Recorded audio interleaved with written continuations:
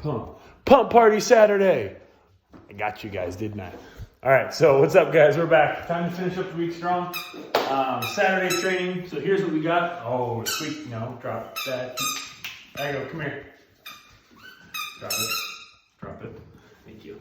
All right, so what we got today, guys, for the warm-up, we've got 1 minute per movement. You are going to do 1 minute cat-cow, 1 minute of a bird dog, 1 minute vertical jumps to a quarter squat landing, and then a minute of high knees. So what we got?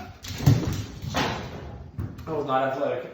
So for the cat-cows, just for 1 minute, we're just gonna pulse through these nice and slow. So rounding out the spine, tucking the chin, and then reaching the chest to the floor and looking up to the sky. And we're just gonna roll through this nice and echo. Stop. Drop it. You don't, no, you're done with that. Thank you. So you're just gonna roll through that nice and easy for a minute. After that, you're gonna do a minute of bird dogs. So you're gonna alternate every single time. So you're gonna go reach, knee to elbow, return, knee to elbow, out. So you're gonna go through alternating sides, diagonals for a minute. After that, you've got a minute of vertical jumps to a quarter squat. So again, hinge position, jump position here. I'm gonna jump as high as humanly possible. And when I land, I'm gonna land down in a quarter squat, recover, and then do the exact same thing. And again, obviously I'm not jumping because I don't wanna crush myself. After that, you're just gonna do a minute of high knees in place. So just alternating high knees, nice and high, bounding off your feet each time to really get that heart rate going for that last minute. After that, you're going to go through 20 twisted cross. So chest to the floor stretch, other foot's gonna come up and across, stretch out the chest and the bicep real good here. Feel free to hold for a couple seconds on the first few and then make them a little bit quicker as you go along. So 20 total, 10 on each side. And then last, you're gonna do 20 light dumbbell or light backpack pullovers. So all we're doing there is we're gonna warm up that overhead position a little bit. So pretend this is a backpack with a little bit of light weight in it. All I'm gonna do is set my shoulders on an object, and then from here, I'm gonna keep my arms a little bent, so just a little bend in my elbow, and then I'm gonna come overhead as far as I can, feel a little stretch, and then pull back so that my object is right over my chest again. And again, we're not looking for anything too heavy here. All we're looking for is just to open up that overhead position with a little bit of weight.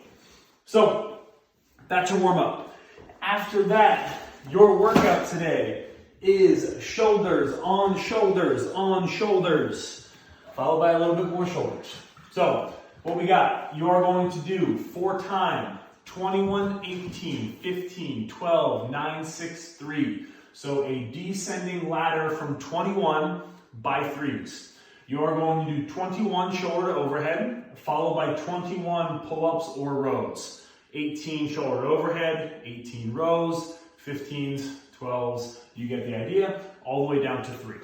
So how this workout should be done, you should not be able to do anything unbroken. So again, from the start, you should not be able to go unbroken for 21 reps. You should have to break this up at like the 10 or 15 rep mark because you just can't or really don't want to do all 21 reps. So an RX weight, if you have a barbell for this, let's say 115/75, something around there. After that, so that's for your shoulder overhead. If you're using one object, so if you're going to use one kettlebell or one dumbbell, you get to choose today. So if the weight is relatively heavy for you, then you're just gonna stick with the same rep scheme and divide the work up between both arms. So if you're using a dumbbell that's kind of challenging, you're gonna do 21 reps total, alternating arms whenever you like, but trying to split that work evenly each round. So again, obviously it's not gonna be perfectly even some rounds, but that's okay. If you're using a kettlebell or a dumbbell that is very light for you, so for this movement you're like, this isn't going to be all that challenging, then you can go ahead and you can double the reps. So you can do 21 reps per arm, 18 reps per arm, etc., all the way down. Again, a little bit of shooter's choice. So it really depends on what you have access to. So that's for the shoulder overhead. We're just going to talk about scaling options before we go over the movements themselves. And then your other movement for the day is pull-ups or rows. So for the pull-up, again, if you have these, you can more than welcome to scale the reps. So if you have access to a pull-up bar, you could start at a lower number for your pull-ups if you're not capable of doing 21, 18, 15. Those are much bigger sets. So you could start at like, say, maybe 12 and go down by 2s, or you could start at, what do we got here? You could start at 7 and go down by 1. So you could do your pull-ups 7, 6, 5, 4, 3, 2, 1, something like that. So again, feel free to kind of get creative with how you scale your pull-up reps, but you want to pick something that will be challenging for you kind of overall. And then obviously if you got your rows, you're going to do those with either a single kettlebell or a dumbbell. Same exact concept as the shoulder overhead. If the weight is relatively light, you can do the reps per arm. If the weight is relatively hard, you can do the reps total. So you can do 21 rows total across both arms. If you're doing a barbell, obviously you're just going to do that with whatever weight that you do the shoulder overhead for. So that's going to be potentially very challenging or not, depending on how that looks. But either way, it's a lot of reps in this workout. So you're going to get a great workout no matter how you scale it. You've got a lot of options today. Definitely, if you have any questions, reach out to your one-on-one check-in coach, reach out to me, comment on this video. We're more than willing and more than happy to help you guys. So again, feel free to reach out if anything kind of feels confusing or if you're not quite sure how to scale it. So as far as the movements themselves go, again, we're going to chat row first because it's relatively easy. So when I'm doing my rows, I just want to make sure that my shoulder is locked in and stable the whole time. I'm in an active braced and loaded position. So again, hands are loaded, back is flat, belly is tight. And then I'm going to keep that object on the floor. I'm going to pull my thumb to my chest, nice and fast. And then I'm going to control the object back down to the floor again. So we don't want you clanging and banging here. So I don't want to see you dropping that object onto the ground, losing tension, losing control all the way down. Want to make sure that you're controlling it both up and down. So for the shoulder overhead today, you get leeway to pick between a push press and a push jerk. So you can do whichever one feels good, whichever one the weight demands. So a couple things to keep in mind. Again, our dip drives is going to be the same no matter what movement you're doing. So push press or push jerk, the dip drive is going to be the same. So my feet are going to be just outside shoulder width. My toes are going to be turned out just a little bit. And then all I'm really going to do is send my knees forward for a quick little knee bend, keeping the weight in my heel, and then I'm squeezing through my butt to get some violent power out of my hips. So from the side, again, knee bend, chest up, and then squeeze the butt so that my toes or my heels kind of naturally leave the ground by squeezing my booty.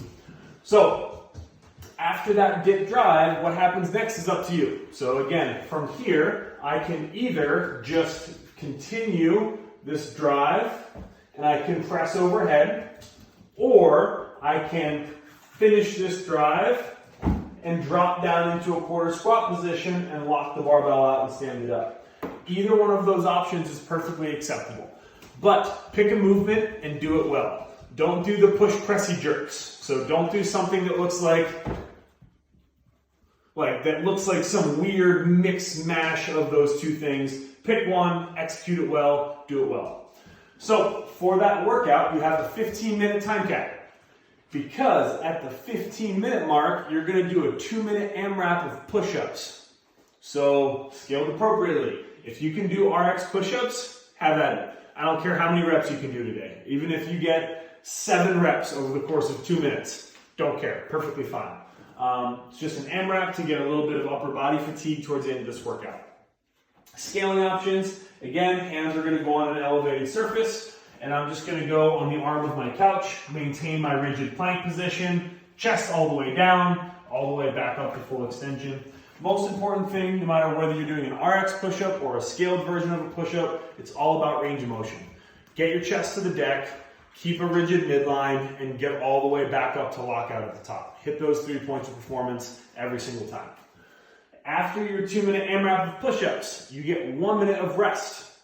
And then at the 18-minute mark, you're going to do a 2-minute AMRAP of burpees. So you are just going to sell your soul for 2 minutes. As fast as humanly possible, hit the deck, pop back up. Again, all that you've got left. So no holding back, finish your week off strong. It's the last time you're going to get your heart rate up until Monday, probably, maybe, who knows. I don't know what your plans are this weekend. So after that, that's your workout for the day. Then we've got our pump party. So first, our work today, you're going to do anywhere from 3 to 5 rounds. It's up to you guys, depending on what you're feeling today.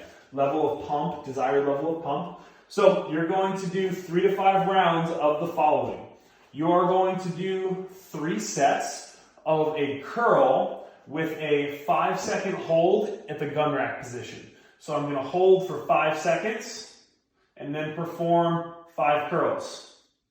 After my 5th curl, back down, hold for 5, 5 curls, hold for 5, 5 curls.